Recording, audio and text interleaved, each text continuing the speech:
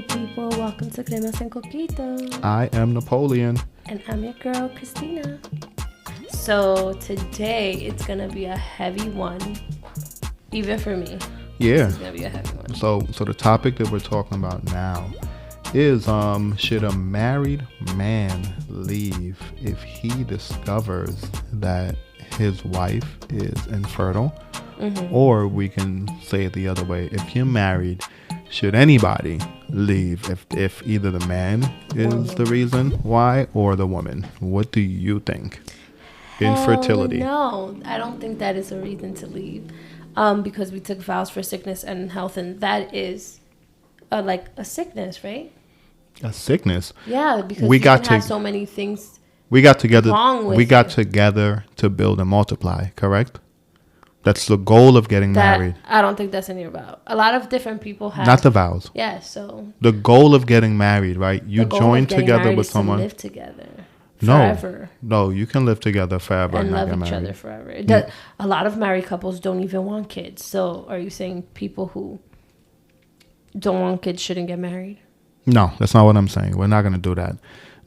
Typically the goal of getting married, right? When you get married with someone, you're building a life with someone. You're building it so you can leave whatever you built to the generation that follows you, right?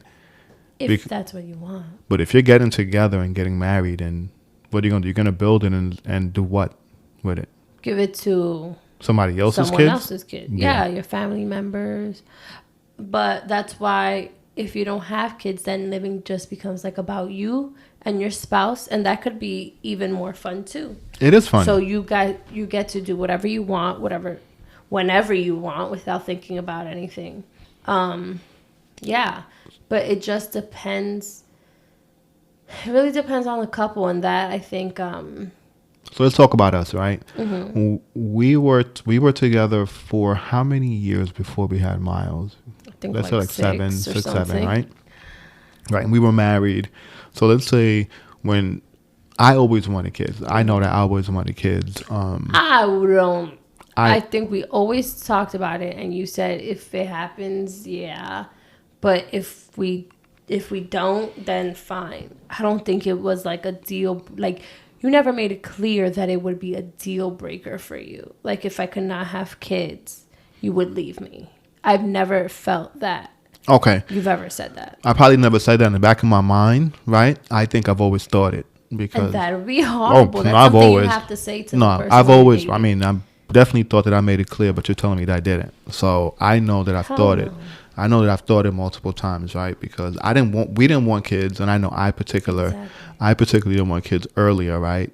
The goal was, right, that we spoke about, we were going to enjoy ourselves and live our lives, right, for at least a couple of years before we have kids. That's what I remember the conversation was. So therefore, you knew I wanted kids. Yeah, but we also sometimes would joke like, oh, we don't want any kids to our families and stuff. No, like I that. never joked that way. You used to joke that way. Okay, so let's say 6 years go by and now we realize, because we weren't trying for kids, right?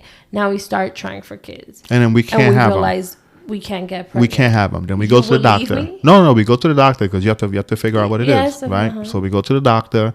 They do my sperm count, right? They will see that my sperm count is good, right? Then they go to you and they check you out and they see that something's wrong with you. Because I don't know what kind of stuff can be wrong with women, so I'm not going to speak in depth about it. But something wrong with you, and you can't have kids, right? Mm-hmm. If that's something that's strong in me, that I want kids, if you don't want me to leave, or if you say that's wrong for me to leave, and I do not want to adopt, right? I'm very strong in I want to raise something that is of me, right? I don't want to adopt anybody else's kids. I don't want to step into another household that has kids, right? Mm-hmm. Do you think that it is fair to me? Do you think the relationship would still progress and I would still be happy with you if you couldn't do that? That's the thing. Okay, like if you get to the point where it's like draining you and you are depressed because you know you will never have anything of you, then I think it would the relationship would just begin to deteriorate on its own anyways, and we would just have to get a divorce, right? Mm-hmm. But me knowing that I made you happy before you even thought about having kids, and then because I am unable to give you kids, it's just like, I think it's just a devastating thing to think about. Like, do you think I'm heartless for leaving? You think that's heartless? Yes, or you think that's betrayal? If my body couldn't do something, I'm already dealing with that internally. Like, what the hell? I'm not able to do something I'm supposed to do. What society says I'm supposed to be able to do. Because many women aren't able to get pregnant. They have infertility issues. For different reasons. Could even be the foods we eat. It could be anything. So, I think that's just like, we said our vows for no reason. You really didn't mean sickness and in health. Because that's sickness. Okay. Whatever I can give you. You know, if I can give you a legacy, then you'll stay. So let's do it the other way, right? So let's say that we go to the doctor and we find out that it's me. I have a low sperm count, or my guys are just not swimming forward. They're swimming backwards, right?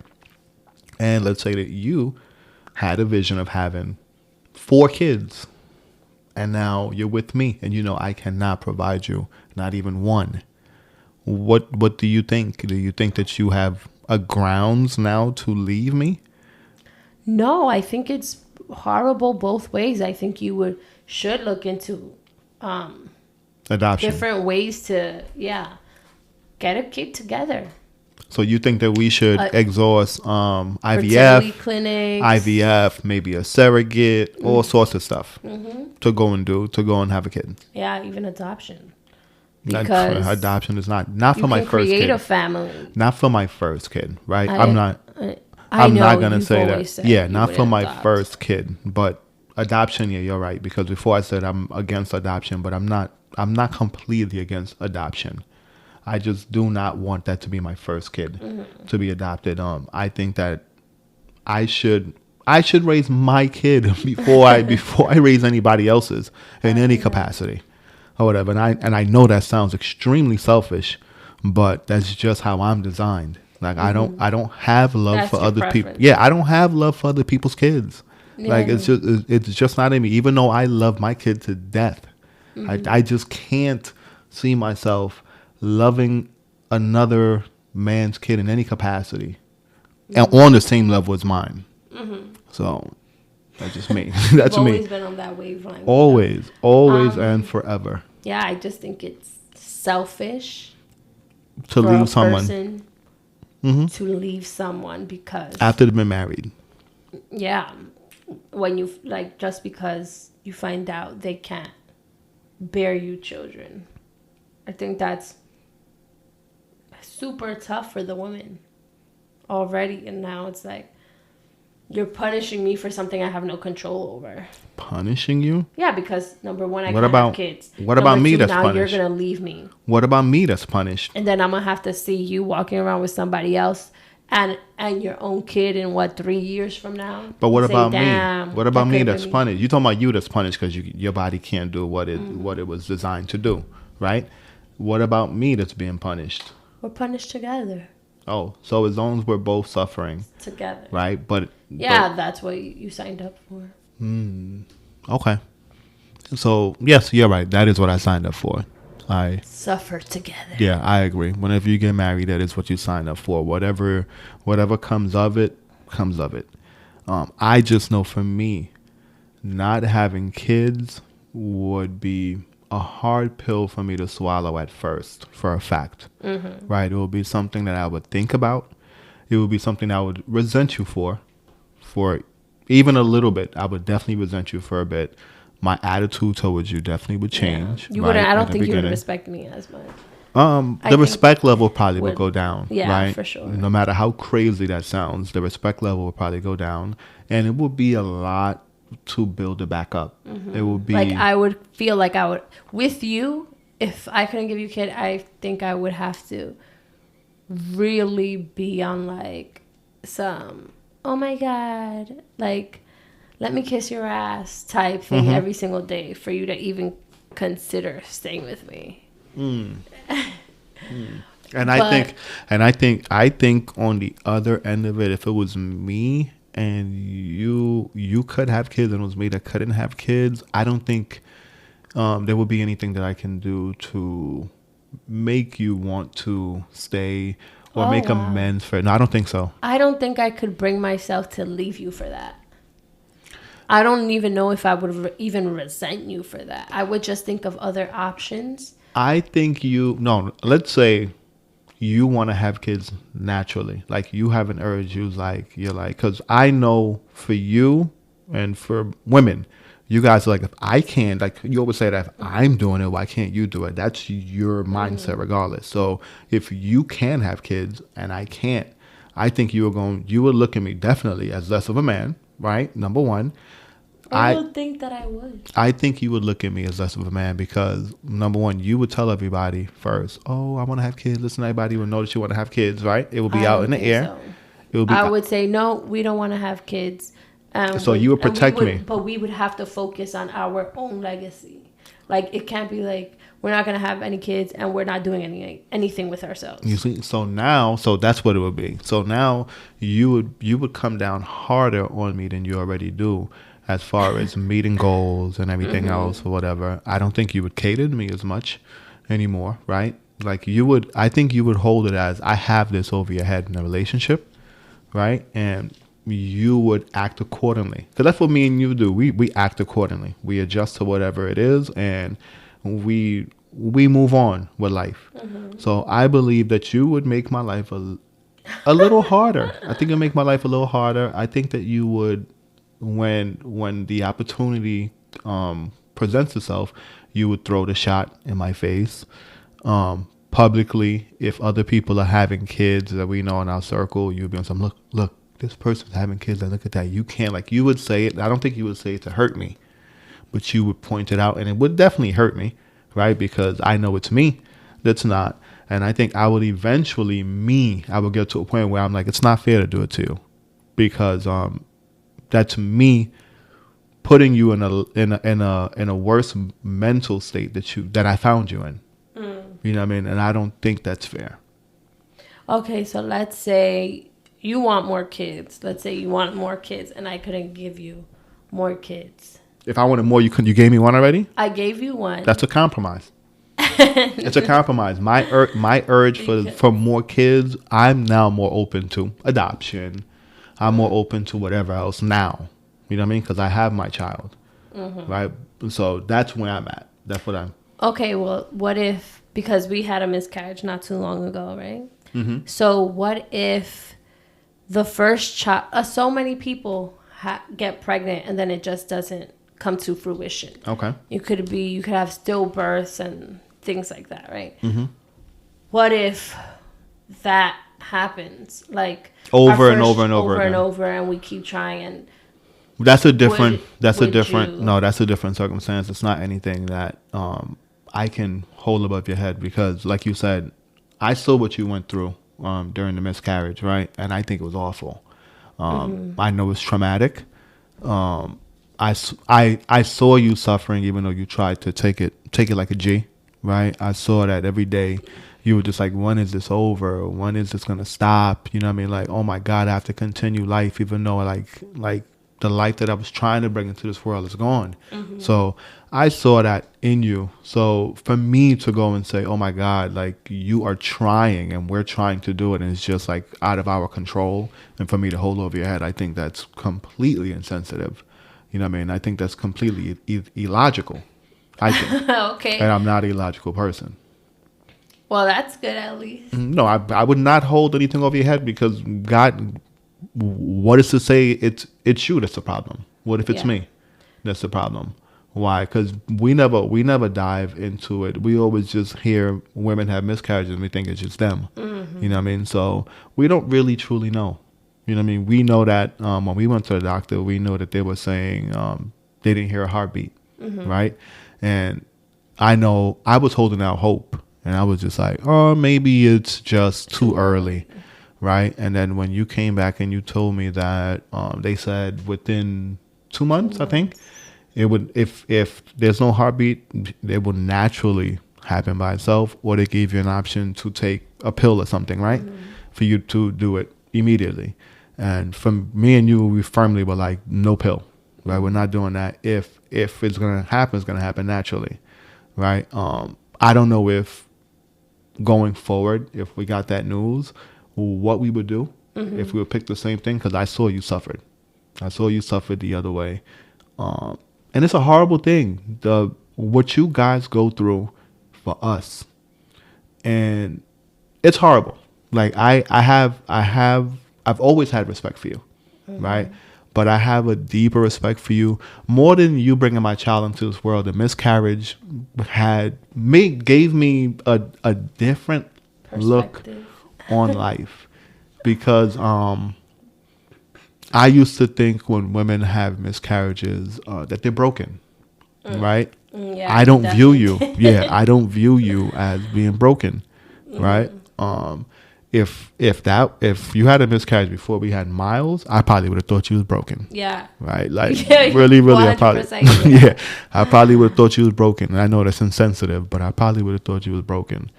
But going through life is about experiences. You're my life partner. That's what I look at you as, my life partner.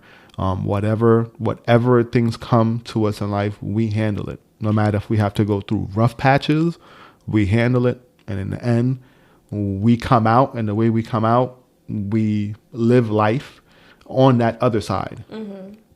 And I think that's the same thing I was trying to say about if you just never get to have kids with somebody, that's it. That's your life partner that you chose before this was even a problem. But having a miscarriage is different from never getting pregnant, though. You get me?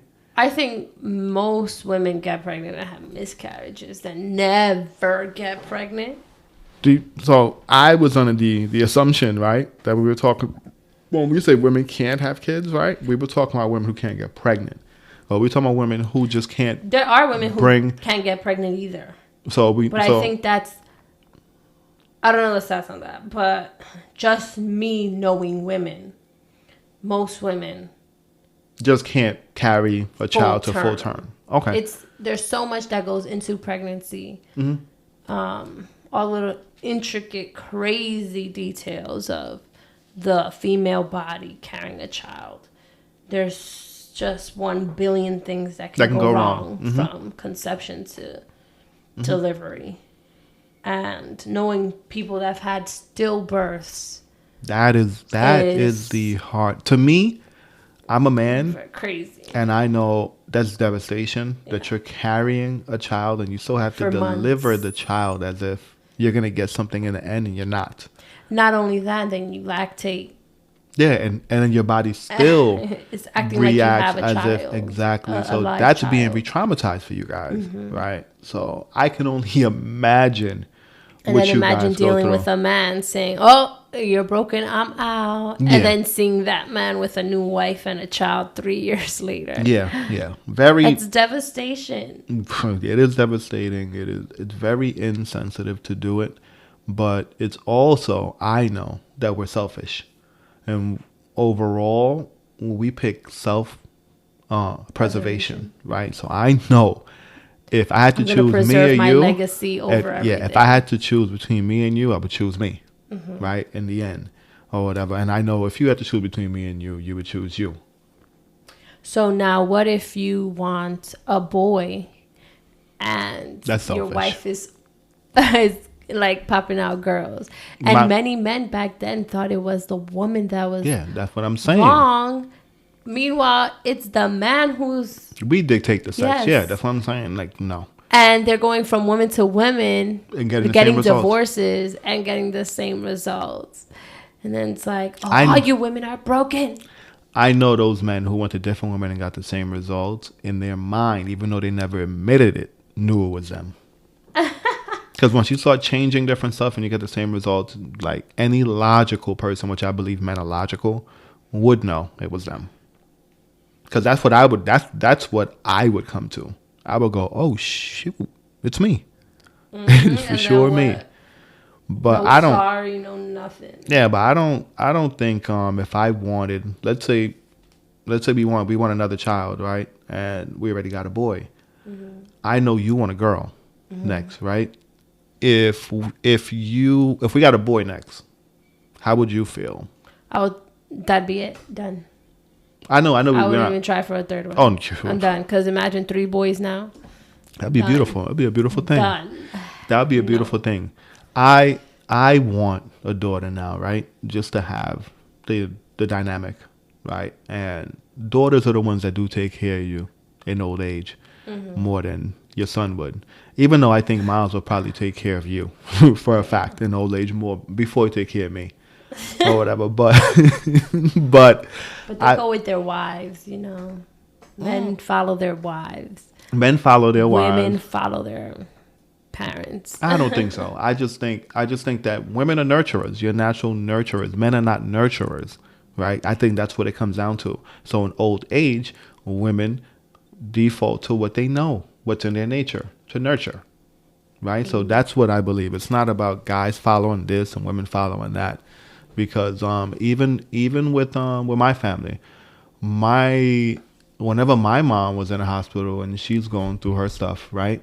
My sister flew in from Texas. My sister is the one that's more attentive, going over there, cooking, making sure that she's straight, right? Because she can't do it for herself, obviously. Before me and my brother would, right? Who are here in the actual state. Right. So, and I don't think I just think that's a woman, a nurturers, right? And men were not, right? Even though I know if my sister was not able to do it, that I would have to, you know what I mean? But that's only because I would have to is why I would do it. Yeah. You know what I mean? But I wouldn't choose it like how y'all do. But let's talk about the stillbirth a little bit more. What do you think families experience from stillbirth? Like, how do you think? Trauma? Do you think what do you think is more traumatizing? A miscarriage early on or a stillbirth? I've thought about that a lot. I think stillbirths are. Me too. A lot. I think both are so traumatizing, but I think something is to be said about women who carry a baby for months, go through every single emotion, the morning sickness, all those things for months, and then have nothing to show for it. Deliver a baby, and you get to hold your baby, and you even have to do a burial ceremony if you choose to do that for your child. It is nice. Footprints. It is nice that they even do that now, and they try to make it kind of like a ceremonial kind of passing. But that's insane to me. Some people choose to hold their stillborn baby. I know you would choose to hold. Oh my God! I don't think I would give my child up. You would carry the stillborn home? I would want to, but I don't think I'd be allowed to. Definitely not. You're not going to carry a corpse to your house. Yeah, but it's horrible. Yeah, I know that sounds very crazy, but that's what it is, though. Yeah, for sure. Stillbirth, I would have to say, would be the most traumatizing. I would have to agree with you because I'm not woman. I'm not a woman. I don't go through it. I go through it through your eyes, through your experience. I don't think if I didn't already have a child that I would be able to survive that. Yeah, exactly. I don't think so either. Like, I think I would be able to survive it because I have to survive for my other child. Like, I would think I'd be in a deep depression. For a stillbirth. Like, you already named that baby. Yeah, you already named it. You already have perhaps furniture in a room and clothes. Oh, yeah, for a stillbirth, for a fact. Because now you got to go home, and now you have to go in that room that's never going to be filled and redesign it. Which is another, like, that's like another re-traumatizing you from it. It's deep. And for me as a man, if I was bonding with a kid, which what I was scared of always with Miles, right, was to bond with him while he was in your stomach, being grown, and he never made it to this earth. right? That would rock me to the core, like to the core. I don't think it would be something that I would be able to get over, even years. Because I think I would definitely be like, oh my God, I've actually for once in my life put all trust, all faith, right, in vulnerability, being extremely vulnerable, right, and then just leaning on the unknown, and then this is what comes to me. You know what I mean? Like I would probably think about, damn, that got to be karma.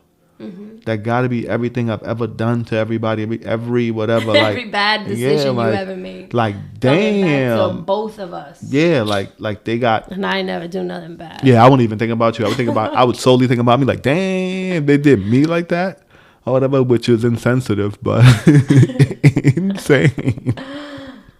Golly. So yeah, when I went through that miscarriage, I was listening to podcasts on miscarriages and stillbirths, and the things I heard about stillbirths, I had to cry listening to it, like because I couldn't even imagine what these moms and women go through. And you see me, and then on Mother's Day, nobody's celebrating you when you count yourself as a mom, and I think so should everybody else. Because you were a mom, and you have a angel child that everyone forgets about. Nobody celebrates their birthday, and you're constantly thinking about, how do I keep my child alive? Mm-hmm. And me, on the other end, what I was doing was actively trying to avoid things that had childbirth, things that had to do with children, or people announcing that they're pregnant. I was actively trying to avoid that instead of deep diving how you did. For me, it's the opposite way. If I go through something traumatic like that, I kind of isolate myself. It's more of an isolation. And also when you was going through it and I was supporting you, I really appreciated when you asked me how I felt. How was I taking it? How was I dealing with it? Because I think that's growth in our relationship. Was I don't think before you would even ask that question, you would just be like, nigga, it's me, that I'm the one that's going through it or whatever. You ain't go through nothing. You ain't carry through nothing. You ain't the one bleeding. You ain't the whatever, because I know that's you. You know what I mean? So for you, for you to be suffering, for you to be actively going through the process, and for you to go and say, babe, are you okay? You know what I mean? Because I know that it's traumatizing for me physically, but I know for you mentally, you know what I mean? And you saw how I was trying to be a little more, way more active, and you know what I mean, like touching your stomach and doing all that stuff more than Miles, right? Trying to make up for the mistakes that I've done with the first one. So I know that if we went to the second trimester and then something like that happened, woo, that would have been like, oh, and this is why my I don't God, do it. That's what would have went through my head. Unfortunately, it would have been like, you know what, I jinxed it. I'm the one that did it, you know what I mean, and all other stuff. But really, it's not anything we can control. Yeah. And moms have all these, working moms have all these expectations, right? And then just guilt of like, was it something I did, ate, screamed a little too much, like walked a lot, exerted myself too much, lifted something, had too much stress, anything. Even though like doctors assure you it's not anything you could have done, it's more of a imbalance, chromosome imbalance or something like that. It was not a viable. It was just not a viable pregnancy. Yeah, that's what. Still wonder, that's what they say. That's how doctors justify really it. That's how they justify it now. But to me looking at what was it? What to expect and the bump and all these stuff when we had Miles, right? I do understand that the heart is what forms first, right? And if they say it's not viable and they can't hear a heartbeat, it's because the heart didn't form. Or whatever. So that makes sense to me. Like, and then it's all these things like, if it wasn't formed, like, was there a spirit? Like, was there ever something there? I don't know. Like, thinking about it in a spiritual way. Was it really alive? I mean, or was it? You see, didn't ever have. You see, that's crazy because before talking about alive and all that other stuff, before I used to always think that when it's inside your belly, even the whole first trimester, I would be the one to go and say, "Oh, it's okay to get like an abortion the first trimester because it's not really I don't know what the terms are, embryo, whatever it is, but to me, a fetus, whatever it is, I don't know what that terminology is, but I thought the first trimester they're not considered like alive, really. You know what I mean? Not really like a human being or something that you can go and say, you know how women always go and say that the heartbeat stuff, and as long as it has a heartbeat, it is an active child, and it's murder if you were to have an abortion. But me knowing how pregnancy is now, going through it and everything, I'm like, you find out the earliest maybe like 5 weeks. Yeah. That you're pregnant, right? By 5, 6 weeks, 7 weeks, for sure, the kid already has a heartbeat. Yeah. Right? So when you you find out that you're pregnant, the kid is already, like, it's already in everybody's mind, it's already murder. It's still an embryo, if you, it's already murder, though, if you were to abort the child. Right? Right now, present day, I don't know where I am on that topic. Right. But I am more sensitive to abortions. I am more sensitive to bringing in life and how delicate it is. And just women in general, as much as I bash single mothers and everything else, I'm extremely sensitive to women. And if not all women, my woman for a fact. Right. For a fact. Yeah. For my. Yeah, my woman, I am extremely sensitive to what you go through, right? Because when we don't experience things, when we haven't gone through things, you really are not speaking from a genuine place when you're giving advice or when you're just talking. You know what I mean? Yeah. So me having lived experience, I have a whole new respect for you. Not saying that I didn't respect you before, but I have a whole new respect for you.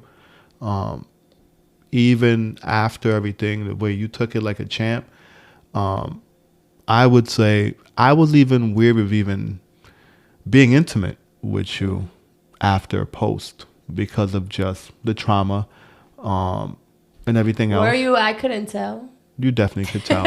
You definitely could tell because I wasn't gonna initiate sex first after that. I know you clearly saw that.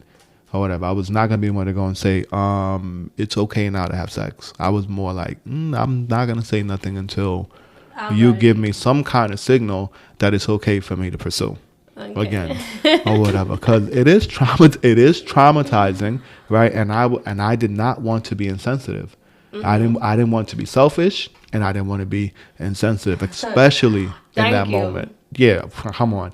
I've learned you have whipped me into shape. Because the old me would not have cared. Barbaric. Yeah, much? I would not have cared, and I would have just been focused on my needs. So you have evolved me. Ooh, child. Yeah, thank you for the evolution. Thank you for opening up. Civilization is good. Right? Civilization. That's hilarious. No, but yeah, I had to control my natural urges. That's what I had to do, and I learned how to do it a little bit more throughout that process. But what else do you want to say on this topic? I would just say that if you consider leaving a woman because she cannot bear your children, legacy, I think that's very selfish and juvenile, and you should never be a husband to anyone else. Rough. That's rough. It's very insensitive. Yeah. Insensitive, I agree. I agree. You do not understand what it means to be a husband. So. Ooh, I think I may agree with that as well too. I may agree with you don't know what it is to be a husband if you're leaving someone because they can't have kids. But I will also tell you that unless you've been through it, unless you are in that space in your life, unless you have some values or you were raised the correct way, right? Or you value women or your relationship in a way that you should value it, that probably is a mistake that I think a lot of men would make. Yeah, a lot of men are selfish. So. I agree. A lot of men and women are selfish. Everybody is looking out for their own benefits. That's what it is. Everybody looks out for their own benefits. And if our visions and our goals align, that's the only way we're going to start giving in a little bit. But that's not exclusive to men. Well, on that note, with this very deep conversation, thank you guys for listening to our TED Talk. And allowing us to be open in this space and sharing our madness of a life. Our life is not madness. Everybody goes through some kind of devastation, trauma, setback. We're not any different from anybody else, no matter how we try to. It's gonna happen to you. Yes, exactly. So it was a very humbling experience, to say the least. To say the least, it was a very humbling experience. It's an experience that I've learned from. I know that I will never forget our unborn child, who's now an angel. I have marked the date in our calendar. I would like to celebrate. I know you would like to celebrate every year.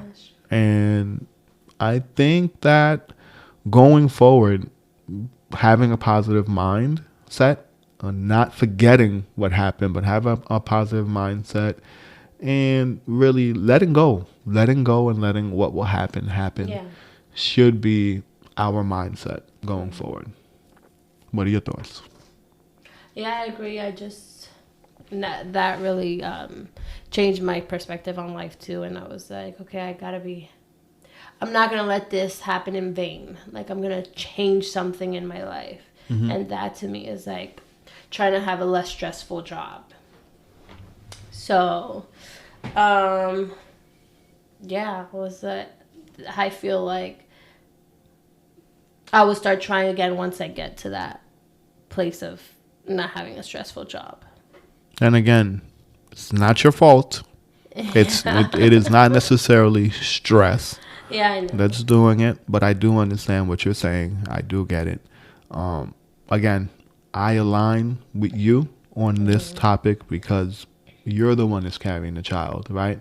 And it would be selfish of me to just go and say, you're just going to carry the child, whatever this and that or whatever. So I'm like, I will wait until you're ready, until you're open to trying again.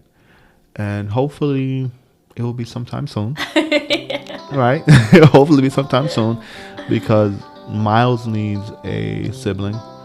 I do not want him to have an only child, because he already got the only child syndrome. You know that already. He's very spoiled. He's the center of everybody's world. And that's not a bad thing, right? But with his personality, he definitely takes advantage. He has the metal in his blood. Oh, that's what we're gonna say. That's what we're gonna say. You think it's only on my side of the family that we take advantage of people's kindness? Yes. Yikes. Okay. Well, I have felt taken advantage of in our relationship at different points. Oh no. Yeah. You see that? As long as you guys can see the invalidation of the feelings, but that's what I go through on a day-to-day basis. But on that note, my love, we're out of here. Bye, guys.